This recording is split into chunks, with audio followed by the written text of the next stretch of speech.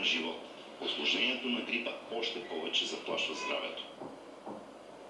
Днес е Бабин ден. Навръх празника на всички акушери и гинеколози пред камерата на Нова се роди нов живот.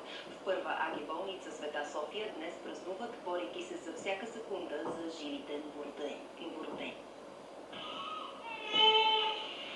Пожарна. Така нарича отделението по неонатология доктор Красимира Иванова.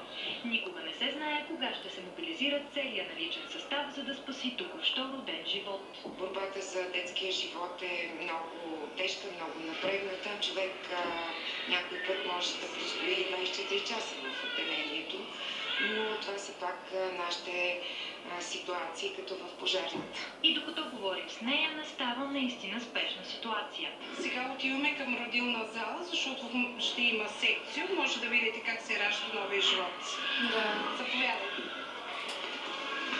Спешността е от това, че жената преносва и е с преекламсия, с високо кръвно, което застрашава живота на детето. Сега чакаме да започва операцията. И след 5 минути ще имаме бебе. Тези 5 минути за лекарите сякаш са часове, макар да не им личи, защото минат ли може да се наложи да спасяват новия живот за секунди.